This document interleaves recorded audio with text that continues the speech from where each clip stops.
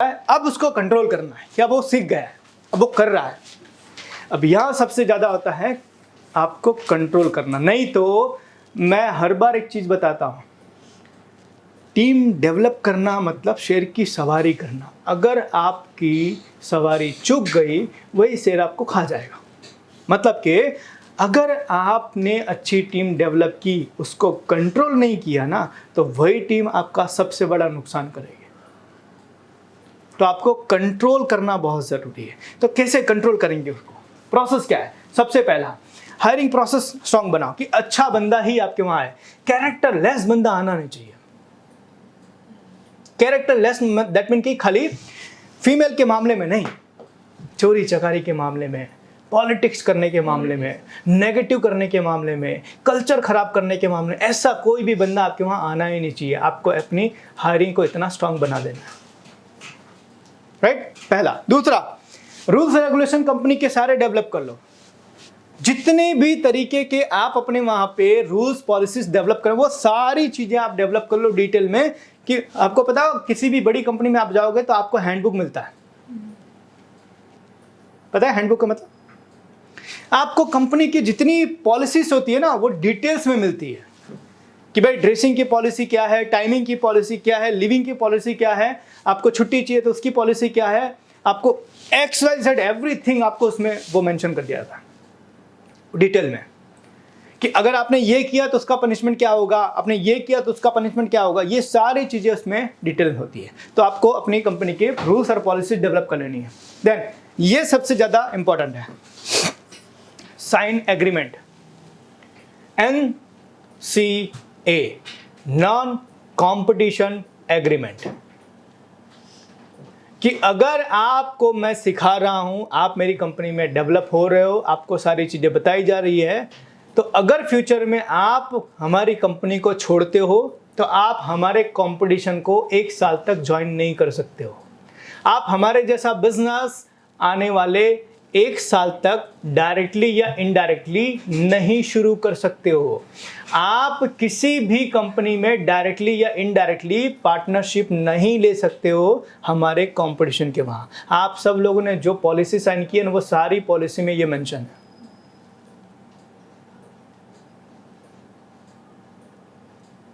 कि गुरुकुल छोड़ने के बाद 1 साल तक आप गुरुकुल जैसा बिजनेस नहीं कर सकते हो।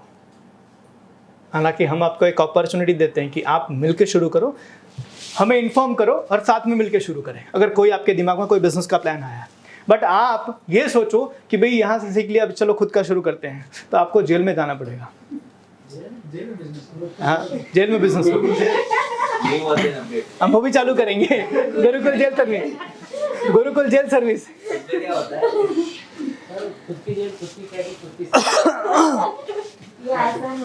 चक्की भी खुद की होगी। हाँ, फिर दाल ढोकली बनाएंगे, फिर वहां से एक्सपोर्ट करेंगे, है ना? सो आपको नॉन कॉम्पिटिशन एग्रीमेंट साइन। देखो क्या होता है, छोटे बिजनेसमैन पता है क्यों नहीं हायर करते? क्योंकि उनके पास ये एग्रीमेंट नहीं होता है, उनको नहीं पता होता है ये कैसे करना होता है, इसलिए उनको डर होता है। और आप किसी भी बड़ी कंपनी में जाओगे ना, तो उनके वहां पे रूल्स पॉलिसी के अंदर ये सारी चीजें मेंशन होती है, राइट? तो आप ये एग्रीमेंट साइन करवा सकते हो। और एक चीज देना, don't teach everything one person. एक बंदे को सब कुछ मत सिखाओ, क्योंकि कल वो बंदा अनप्रोडक्टिव हो जाए या कोई सर्कमस्टांसेस ऐसा बन जाए कि वो काम ना कर पाए, तो आपका पूरा काम ही अटक जाए। एग्जैक्टली। सब कुछ एक बंदे को मत सिखाओ। आपकी टीम में हम पता है टीम बिल्डिंग में एक चीज सिखाते हैं, डेप्थ बिल्डिंग। पता है डेप्थ बिल्डिंग? डेप्थ बिल्डिंग का मतलब होता है कि आपके पास में रिजर्व होना चाहिए हर बंदे का। प्रधानमंत्री का रिजर्व है गृह मंत्री, सीएम का रिजर्व होता है डिप्टी सीएम, मैनेजर का रिजर्व होता है असिस्टेंट मैनेजर। क्योंकि भगवान न करे कुछ भी ऐसे सर्कमस्टांसेस आते हैं कि अगर मेन पर्सन को कुछ होता है तो उनके नीचे जो भी उसका असिस्टेंट है वो काम को चलाए रखे। एग्जैक्ट। पहले के टाइम पे भी होता था कि भाई अगर राजा को कुछ होता है तो राजा के सामने जो उसका राज्य मंत्री होता है वो संभालता था। तो इसी तरीके से आज भी कोई भी बिजनेसमैन अपनी खुद की एक राजपाट समझो चला रहा है तो उसके वहाँ पर अपना ऑप्शन तैयार होना चाहिए और अपनी टीम का ऑप्शन भी तैयार होना चाहिए। तो डेप्थ बिल्डिंग उसको करनी बहुत ज़रूरी है, राइट। तो सबको एक चीज़ मत सिखाओ, कीप आई ऑन, अपनी नज़र खुली रखो। डेली रिपोर्टिंग आपके पास आनी चाहिए, तभी आप लोगों को कंट्रोल कर पाओगे। एक बात ध्यान रखना कि अगर आप रिपोर्टिंग नहीं ले रहे हो, आप फ्री की सैलरी दे रहे हो और सबसे बड़ा रिस्क ले रहे हो, क्योंकि एक दिन एक बंदा ना आपसे डरना बंद कर देगा और आपके बिजनेस में कुछ ऐसी गलतियां कर देगा जिसका नुकसान बहुत बड़ा होगा। आप लोगों ने एक मूवी देखी है बाजीगर, है ना, शाहरुख खान वाली। तो पहले वही होता है कि शाहरुख खान का बाप जो है ना उसके ऊपर भरोसा करके सारी पावर अटर्नी दे देता है और बाद में जब आता है तो पता चलता है पूरी कंपनी जो थी वो चोपड़ा नाम से शिफ्ट हो गई। और देन अगेन उसके बाद उसी मूवी के अंदर वो भी शाहरुख खान पे पूरा भरोसा करके पावर ऑफ अटर्नी दे जाता है, फिर से वो। अभी रियल लाइफ भी हुआ है ना रेमंड का बिजनेस, रेमंड का हुआ, आप देखो अपने फादर को बिजनेस से निकाल दिया,